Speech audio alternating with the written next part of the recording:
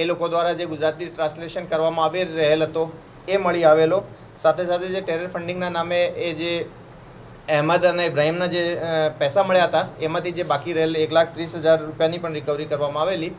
સાથે સાથે ઘણા બધા જે વિટનેસીસ હતા જેના પાસેથી આ લોકોએ ઘરની જે સર્ચ કરતા હતા એ બધું તપાસવામાં આવેલ હતો. આ ઇન્ટ્રોગેશન દરમિયાન આ લોકોના ઘણા બધા જે સાથમાં ભણતા છોકરાઓ છે, બીજી રીતે આ જ રીતની માનસિકતા ધરાવતા લોકો છે, એ બાબતમાં કડી પૂછપરછ કરવામાં આવેલી. મેનલી બેસિકલી 2-3 ટીમ્સ મોટાભાગે બનાવવામાં આવેલી, જેમાં ડીવાયએસપી જે SL ચૌધરી છે એ ઇન્વેસ્ટિગેશનને લીડ કરતા હતા અને ડીવાયએસપી હર્ષ ઉપાધ્યાય છે એ ઇન્ટ્રોગેશન ટીમને લીડ કરતા હતા. અને બંનેના સંકલનમાં રહીને બીજા બધા અધિકારીઓ પણ એમાં ટીમમાં જોડાયેલા હતા. આ લોકોના ઇન્ટ્રોગેશન દરમિયાન જાણવા મળેલ કે જે અગાઉ પકડાયેલ આરોપીઓમાંથી એક આરોપી સાથે અમુક બીજા પણ આરોપીઓ મળેલ હતા, જે લોકોએ મળીને જે ટિપિકલ ગન પાઉન્ડર જેને કહીએ છીએ, જેના માટે પોટેશિયમ નાઇટ્રેટ, સલ્ફર અને ચારકોલ હોય છે, એ લોકોએ ઓનલાઈન શોપિંગ પ્લેટફોર્મ્સથી પણ પરચેઝ કરે અને લોકલ માર્કેટથી પરચેઝ કરીને એના મારફતે બ્લાસ્ટ કરવાનો પ્રયાસ કર્યા હતા. એ જે બ્લાસ્ટની પ્રક્રિયા હતી એ લોકો શીખવા માટે કરી રહ્યા હતા. એના ગામના આજુબાજુના સ્થળોમાં બધી એક્ટિવિટી આ લોકો કરી રહ્યા હતા. એના માટે એ અમુક ટાઈમર ડિવાઇસીસ, ડેટોનેશન માટે જુદા જુદા વાયર્સ અને મેકેનિઝમ એમાં શીખતા હતા અને આના એક્સપેરિમેન્ટ્સ કરતા હતા.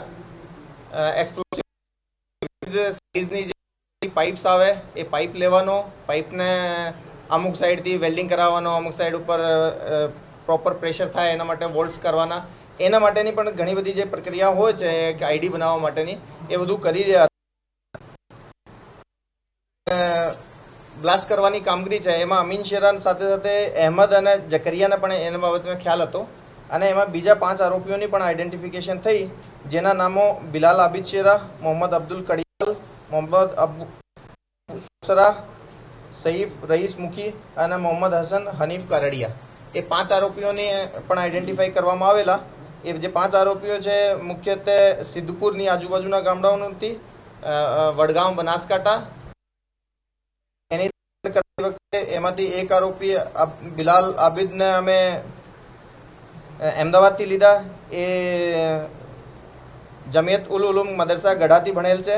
અયુબ કડેવાલ દેવબંધ સહારનપુરમાં પણ ભણેલ છે અને સાથે સાથે આ ખડિયાસન અબુલ હસન મદરસામાં પણ હતો. મોહમ્મદ અયુબ સુણસરાને અમે દારુલ ઉલુમ માટલીવાલા ભરૂચથી લીધા છે. શફી રઈસ મૂકીને હાલમાં લીધા છે. અને મોહમ્મદ હસન હનીફ કરડિયા એને પણ દારુલ ઉલુમ માટલીવાલા મદરસા ભરૂચથી લીધેલા. એ રીતે ઘણી બધી જગ્યાઓ પર આ જે છે ઓપરેશન ચાલતો હતો. એમાં દરેક જગ્યાની જે લોકલ પોલીસ છે આની પણ મદદ લેવામાં આવેલી. આ લોકોને કાલે અમે કોર્ટમાં પ્રોડ્યુસ કર્યા છે, વધારેના 5 આરોપીઓને, અને એના રિમાન્ડ લેવામાં આવેલ છે. 8 દિવસના રિમાન્ડ આ લોકોને મળ્યા છે. શરૂઆતમાં જાણવા મળેલ છે કે જે બિલાલ છે, બિલાલ દ્વારા આમીનને શરૂઆતી 3 વર્ષ પહેલાં એક પેનડ્રાઈવ આપવામાં આવેલી હતી, જેમાં મૌલાના મસૂદ અઝહર અને જૈશ એ મોહમ્મદનો જે બીજો જે લિટરેચર છે એનો એ બહુ મોટો કમ્પાઇલેશન છે. એમાંથી અમુક કિતાબોની આ લોકોએ પ્રિન્ટ આઉટ કાઢીને આપસમાં વેચણી કરતા હતા.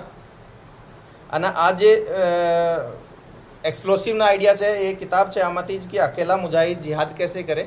આ બુક અને એ સિવાયની થોડી ઘણી એના આ બધી ડોનેશનની પ્રક્રિયાઓ, એક્સપ્લોસિવ શું લેવાનો, આ બધી પ્રક્રિયાઓ પર કામ કરતા હતા.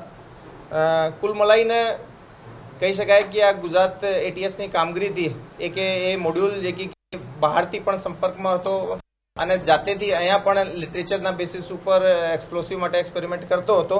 એના સમય ઉપર પકડી લેવામાં આવેલ છે. તો કુલ મળીને એમાં 13 આરોપીઓની હાલ સુધી અટક થઈ ગઈ છે.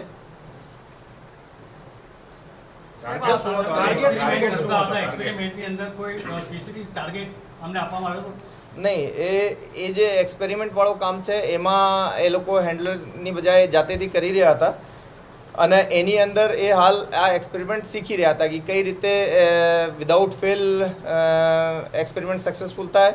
એમાં એક્સપ્લોસિવને સળગાવવાનો ટાઈમર લગાવીને ઘડી લગાવીને ડેટોનેટ કરવાનો એ બધું એક્સપેરિમેન્ટ કરી રહ્યા હતા. હાલ સુધીની તપાસમાં એ લોકોએ કોઈ ટાર્ગેટનું નામ અમને મળેલ નથી. સૌથી મુખ્ય કયો કહી શકાય કે જેના થકી અન્ય જે બાર છે તે તેની સાથે આવ્યા? ના, અમે આના જે રેડિકલાઇઝેશનના લેવલ ઉપરથી કોઈને મુખ્ય યા કમ મુખ્ય નહીં કહી શકાય. જે આપણે શરૂઆતના 8 આરોપીઓ પકડ્યા હતા એ ટાઈમ ઉપર અહેમદ અને ઇબ્રાહિમ એ બંને બહુ વધારે રેડિકલ લાગતા હતા અને એ લોકોએ ફોરેન હેન્ડલર જોડે કોન્ટેક્ટમાં હતા. ડ્યુરિંગ ઇન્વેસ્ટિગેશન જાણવા મળ્યું કે જે મોહમ્મદ સાઉદી છે એ પણ ફોરેન હેન્ડલર જોડે જડાઈને એ પર્ટિક્યુલર એની રીતે પણ રેડિકલ થયેલ હતા. જે મૌલવી ફોજાન છે એ લગભગ 15 વર્ષથી આ રીતની એક્ટિવિટીમાં સંકળાયેલો છે. 15 વર્ષથી એ ઘણા બધા મૌલાના મસૂદ અઝહરના બયાનો સાંભળે અને સ્ટુડન્ટ્સને પણ એ મામલે રેડિકલાઇઝ કરતો હતો. હાલમાં જે એક્સપ્લોસિવવાળી કામગીરી છે એમાં મુખ્ય જે મોહમ્મદ અબુલ કડીવાલ, અયુબ કડીવાલ અને જે અમીન શેરા છે એ લોકો છે. તો એમાં જે દરેક માણસો છે એનો જેટલો ઇન્ટ્રોગેશન કરીએ છીએ તો એ ઉપરથી અમે કોઈ એક મેન હોય અને બીજા નહીં હોય એવું નહીં કહી શકીએ, પરંતુ મોટા ભાગે બધા લોકોએ એના રોલમાં કામ કરી રહ્યા. સાહેબ, આજે એક્સપ્લોઝિવની કામગીરી કરતા તો આસપાસના વિસ્તારની અંદર જાણ હતી કે કેમ તેઓની કોઈ સંડોવણી હતી કે કેમ તે અંગે કોઈ તપાસ કે એ હાલ જે એક્સપ્લોસિવ નો પ્રયાસ કરી રહ્યા હતા ફોડવાનો એમાં એ મુખ્ય આરોપીઓ અમને મળી આવેલ છે. પ્રાથમિક રીતે જે સાઇટ્સ ઉપર એ લોકોએ આ એક્સપેરિમેન્ટ કરતા હતા એ અવાવરું અને દૂર દરાજની જગ્યા છે જ્યાં અગર કોઈ ચીજ સળગે યા પછી થોડી બ્લાસ્ટિંગની આવાજ આવે તો ઓછા લોકો ખબર પડે. છતાંય જે લોકો એમાં ઇન્વોલ્વ બીજા પણ અમને ડ્યુરિંગ ઇન્વેસ્ટિગેશન મળશે તો એના પણ નહીં, એ બાબતે અમે હાલ કહી નહીં શકીએ. અમારો ઇન્ટ્રોગેશન જે રીતે એના 8 દિવસના રિમાન્ડ મળ્યા છે એના એન્ડ સુધીમાં અગર આ લોકોમાંથી કંઈ માહિતી નીકળશે તો આપને જરૂરથી જણાવીશું. આરોપીઓનું પારિવારિક બેકગ્રાઉન્ડ શું છે અને આ વિચાર સાથે જોડાવા પાછળનું એક કારણ તમને શું લાગી રહ્યું છે કે અનુભવી અધિકારી? નહીં, એક એ રીતે અમે આપણને નહીં કહી શકીએ, પરંતુ આ લોકોએ ઓનલાઈન સોશિયલ મીડિયાથી ઘણી બધી ચીજોથી પ્રભાવિત થતા હતા અને ઘણો બધો લિટરેચર્સ જે એ રીતના રેડિકલ લિટરેચર જે વાંચતા હતા એને લીધે એ લોકોએ આ રીતની માનસિકતાના શિકાર હતા. આ લોકો પાકિસ્તાનમાં જે હેન્ડલર છે એની સાથે કેવી રીતે વાતચીત કરતા, ચેટ કરતા એવું કંઈ સામે આવ્યું છે? એ પહેલાં જ્યારે પ્રેસ થઈ હતી ત્યારે અમે કીધા હતા કે આ બંને જે લોકો છે પહેલાં ઇન્સ્ટાગ્રામ ઉપર અને પછી ટેલિગ્રામ ઉપર એ લોકોએ એમાં કોન્ટેક્ટમાં હતા અને વોટ્સએપ ઉપર પણ કોન્ટેક્ટમાં હતા. પારિવારિક બેકગ્રાઉન્ડ જનરલ જુદા જુદા લોકોના છે. છૂટક મજદૂરીથી માંડીને મૌલવી મદરસામાં કામ કરવાવાળા અને નાના મોટો બિઝનેસ કરવાવાળી પાર્ટીઓ છે. ભણેલા કેટલું છે અને ક્યાં ભણેલા છે? આ બહુ ઓછા જે ફોર્મલ એજ્યુકેશન છે આ લોકોની વધારે નથી થયેલી. મોટા ભાગના હાફિઝ અને આલિમનો કોર્સ જે છે મદરસાઓથી કરતા હતા. 5 આરોપી પકડાયા, એમને કોઈ રિમાન્ડ મળેલા?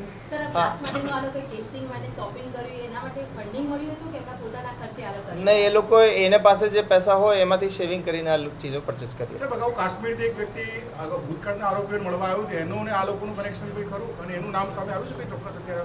હા, એ માણસની અમને હાલ સુધી આઈડેન્ટિટી કન્ફર્મ નથી થઈ, પરંતુ આ જે રીતે પહેલાં કીધા હતા કે ભાઈ એ લોકોએ લગભગ 3-4 મહિના પહેલાં એના વડોદરા અને એમાં ટાઈમ છે એ બંને આનાથી પ્રભાવિત થયા. સાહેબ, આ પરીક્ષા માટે જે બ્લાસ્ટ કરીને ટાઈમલાઈન જણાવી શકો તમે? કયા દિવસે, કયા મહિને, કયા તારીખે, કયા સમયે? એ ડિટેલથી અમે આપને જાણ કરશું. આ લોકોએ લાસ્ટ 3 વર્ષમાં બધા અલગ અલગ ટાઈમ ઉપર આ કર્યા છે. 3 વર્ષમાંથી પણ કહીએ તો શરૂઆતમાં 1 વર્ષમાં ભણવાનો, લાસ્ટ 2 વર્ષમાં એટલીસ્ટ એ લોકોએ આ કર્યા છે.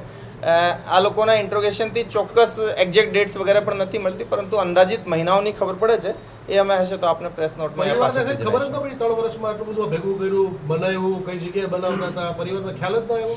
હા, એ મોટાભાગે છોકરાઓ બહાર ભણતા હોય છે જે કે જનરલી 1 દિવસની આની રજા હોય ને એ જ દિવસે જ ઘરે આવતા હોય. તો આ બાબતે કે ઘરે કેટલી એ બાબતે અમે ડ્યુરિંગ ઇન્વેસ્ટિગેશન જાણીશું અને કોઈનો પણ એમાં ઇન્વોલ્વમેન્ટ આવશે તો એમાં અમે કન્ફર્મ એની અટક પણ છુપાવીને ક્યાં રાખતા બધી વસ્તુ? એટલી બધી મોટી માત્રા જે છે 8 વખત બ્લાસ્ટ કર્યું એટલે નાની વસ્તુ તો હશે નહીં ના. એક જે કેમિકલ છે, કેમિકલ્સ જનરલી ઘરે જ મતલબ છત ઉપર કે એ રીતે છુપાઈને રાખી દેતા હતા અને આ લોકોની એમોમાં જે બ્લાસ્ટિંગ મટીરિયલ છે એ નાની નાની ક્વોન્ટિટીઝમાં કરતા હતા. બહુ મોટો બ્લાસ્ટિંગ આઇટમ લઈને કરવાની બજાય 200, 300, 400, 500 ગ્રામની જે ક્વોન્ટિટી છે એનો મિક્સચર બનાવીને એના ઉપરથી એ કામ કરી રહ્યા હતા. ચેટિંગ મળ્યું, જે સાહિત્ય મળ્યું, એમાં કોઈ ટાર્ગેટ આપવામાં આવ્યો હોય અથવા તો કોઈ પ્લાનિંગ હોય એવું કંઈ સાબિત થાય? નહીં. અન્ય કેટલા લોકો હજુ એવું કંઈ તપાસમાં સામે જો એક મોટો મોડ્યુલ પકડાણો છે, એમાં ઓલરેડી 13 લોકોની ધરપકડ થઈ ગઈ છે. ઘણા બધા એવા વિટનેસ પણ અમને મળી રહ્યા છે જે કે આ લોકોની એક્ટિવિટી બાબતમાં થોડી ઘણી જાણકારી રાખતા હતા. જેનો કોઈ એવો રોલ આવી રહ્યો હોય એ બાબતે આપણે હાલ તપાસ ચાલુ છે અને જેનો પણ એવો રોલ આવશે અમે એને અટક કરશું. સર, ઘણી બધી જગ્યાએ ધમકીઓ મળતી હોય છે, મેલ મળી રહ્યા હતા, શું એમાં આ લોકોનો હાથ હોઈ શકે ખરી? જે બિલ્ડિંગ્સને હાઈકોર્ટને જે એએમસીને નહીં, એ કોઈ ટાર્ગેટ બાબતે હાલ કંઈ અમારી પાસે ઇન્વેસ્ટિગેશનમાં નથી આવેલું કે આ કોઈ ટાર્ગેટ છે. પોલીસથી બચવા માટે સાહેબ શું કરતા હતા? પોલીસથી બચવા માટે एक्सप्लोसिव की केमिस्ट्री से होती है लोगों का इधर सीखेली केमिस्ट्री એ અમે આપને કીધા કે આ એક બુકનું નામ હું લીધા, એ બુકની અંદર શું શું ગન પાઉડરના કન્ટેન્ટ છે એ પરચેસ કરતા હતા. એને પર્ટિક્યુલર રેશિયોમાં મળવાથી ગન પાઉડર બની જાય છે. પછી આને ડેટોનેટ કરવાની પ્રક્રિયા બાબતે પણ ટાઈમર મશીન લેવાનો, અમુક સ્પેસિફિક રીતના વાયર્સ લેવાનો જેનાથી ડેટોનેટ થાય, એ બધું એ કામગીરી એ લોકોએ પોલીસથી કરતા હતા. બચવા માટે સાહેબ શું શું કરતા આ લોકો? પોલીસથી બચવા માટે મોટાભાગે એન્ક્રિપ્ટેડ ચેટ એપ્લિકેશન્સ છે આ જ યુઝ કરતા હતા. એ લોકોએ કોઈ બહુ પબ્લિકમાં આ રીતનો વધારે દેખાવ ના કરતા હતા. જનરલી એના ગ્રુપની વાતો ગ્રુપની અંદર જ રાખતા હતા. એના સાહેબ, precautions રાખતા ઓફલાઈન હતા. જે મટીરિયલ મંગાવ્યું એ કોઈ વ્યક્તિનું નામ સામે આવ્યું? કોની પાસેથી લાવ્યા આ લોકો મટીરિયલ? નહીં, એ ઘણા